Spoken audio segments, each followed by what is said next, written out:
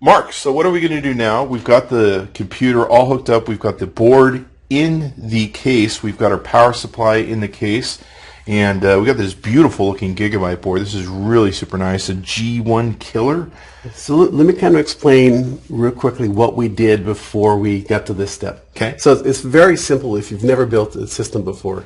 Basically, the motherboard typically will have 9 screws, 3 on each side and 3 in the middle.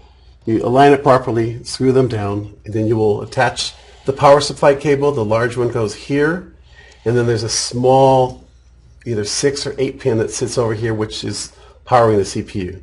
Make sure those are plugged in, and then make sure down here in the corner you have little switches and things along this side that get plugged in. Yep. Make sure you always look at your manual from the manufacturer to look at what these sockets are, so you plug in the right things in the right places. Everybody does it slightly differently. What's really nice about these power supplies, especially the high-end ones, is they have these pre-programmed plugins. You just plug them in, whether you're SATA or CPU and different peripherals. You just plug in which one you want. They usually have the pre-labeled sort of things, so you can take and plug them in. Real no-brainer. I mean, like I say, if I could figure this out how to do it the first time, just about anybody could. And it slides right in. Usually these are all made, the forms there. One thing you always want to make sure is you put your metal plate on the outside of the USB side. I'm not sure what this is called, but I always forget to put that in, then I have to do it over again. Unfortunately, I'm famous for that. And then you take it all apart and put it back in a second time. Okay, so we've got the part. This is our memory area. These are for our PCI. These is PCI Express, so typically your graphics cards, or if you're doing an add-in audio card or anything of that nature, would drop in over here. Your memory would go in this location, and the CPU will go here, and then we'll place the CPU cooler on top of it. I take the Kingston guy here, and I just you have him take the lever and lift the thing up if he works. If not, what is this? Is Kingston? What does this do? That is the mascot. He's been with us for 25 years. How much memory is in there? I believe his name is Rex. How much memory is in there? You know, it depends on which version you have. Does he look like a Rex? I think he looks like me. All right, so what I'm going to do is push this lever. Oh, I need to ground first. So I didn't do that. So first thing is throw it away. Is just to make sure you don't have any static. If you have any 1950s shag carpet that you walked across just now, get rid of the shag rug first of all. But secondly, just touch any one of the mounts. That way you get rid of any static electricity. Okay, so now I move this thing. Ah! No, I'm just kidding. So I lift this up, and this will make an area room for the CPU. The CPU itself, and then here's the CPU. All right. Just pick it up, and there's little tabs on either side of it that will line up with the socket over here. Now, do this at home. This is for professionals only.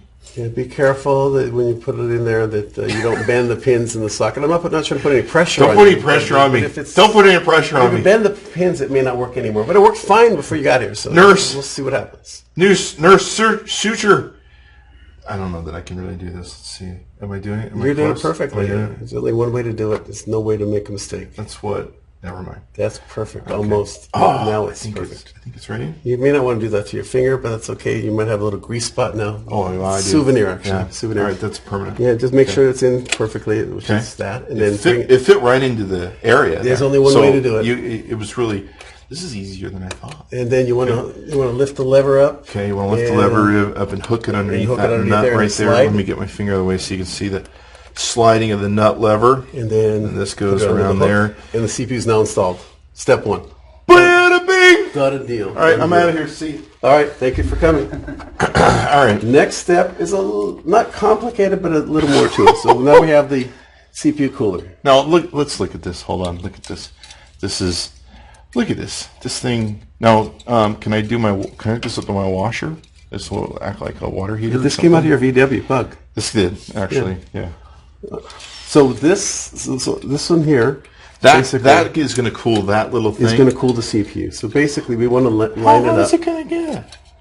Oh, it can get 85 degrees C, which so we want to I'll let you do the math on the calculations. It's pretty hot. 85 C. So we actually brought a screwdriver with us. To you? Oh, screwdriver. Make it even easier for us. Screwdriver. And so we're going to screw this down. Yeah, start with one of them. Maybe get a couple. Okay. And then don't do it all the way. A little bit of everything. Want to do the start. Kind of like when you replace a tire. If you got a flat tire in your car, you don't want all the lug nuts all tied at the same time. I feel like I'm on the set of MASH. Do you remember MASH? And they used to have to dab the forehead. You're on your own, buddy. So Don't we have any hot nurses for this? Yes, but she's behind the camera. We don't want to. That's another show. It's mostly guys in the room right now, ladies and gentlemen, so that's not going to happen. So this is one of various different ways that I can use to cool this. Now, this is separate. This cooling system is separate from the chip. You buy the chip, right, and then you decide what sort of coolant you want on it. Exactly. So I can have varying types of these things depending upon how much I plan on overclocking. Exactly. How much money you want to spend. How much money I want to spend. Okay, so that's if the you bar. bought it off, if you bought a boxed CPU from the store, it would come with a cooler like this. Oh, wow. Which is perfectly fine for the average non-overclocking customer. Sure. But you want something like this for the performance side of it. And we need to add a fan to it, and the fan has to. Yes, we want to put a fan to blow the heat off. Did I screw that all the way down? Yeah, I think so.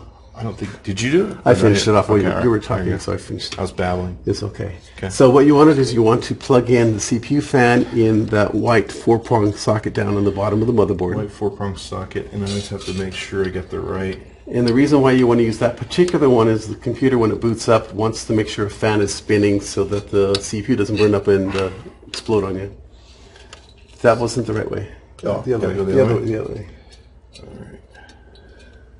Well, actually, actually the other way. Okay. The other way. Yeah. Make up your mind. You got it. It's those skinny fingers that are just getting in the I have way. the fat fingers. So that's perfect. Everyone on YouTube says got it in the right location. Look at those fat fingers. And then basically you just attach the cooler onto the unit. It just snaps right on there. It just snaps right on. Just put it on this side. Okay. Yeah, because I still got my HyperX memory in there. Yeah, we want to be able to see the can't beautiful block memory that off, as yeah. it goes in. And Can't then block that off. next step is placing the. Oh, look at these, the HyperX Beasts. Ooh. Should I bite it again? Should I test it? Oh, I don't know which one it was, Okay, but I'm not touching it again. You have a little tab here that you want to line up with the tabs down here. Okay, that's this way, right? Pretty That much. would be it. Okay, That's it. And if you don't, then you would probably break the socket. okay, now I need to pull these out, right, so that they Yes. will pop into place. There's only on one side on this particular brand. Now this is dual. This is a dual channel motherboard, which means that you have 2 channels of memory that you're reading and writing to, so the performance And you should feel it snap right into place. Sure, you should hear a clicking sound. Yeah, exactly. I had a clicking sound, but that was probably me breaking If it doesn't boot, we know who did it. Yeah, it's that's okay. No problem. It's So, not yeah. the Chris builds a computer video. It's the Chris breaks a computer video. But those are almost as good sometimes. That's the sound. That's Well, we're going to pour gasoline on this later. That's a great sound. Okay, so we're going to put that in.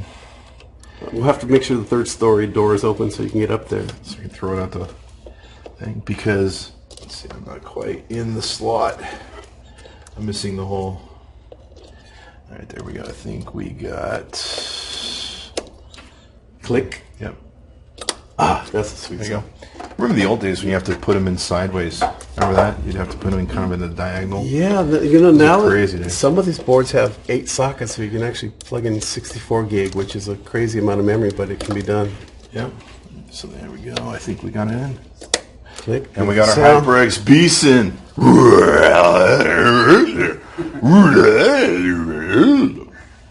It doesn't.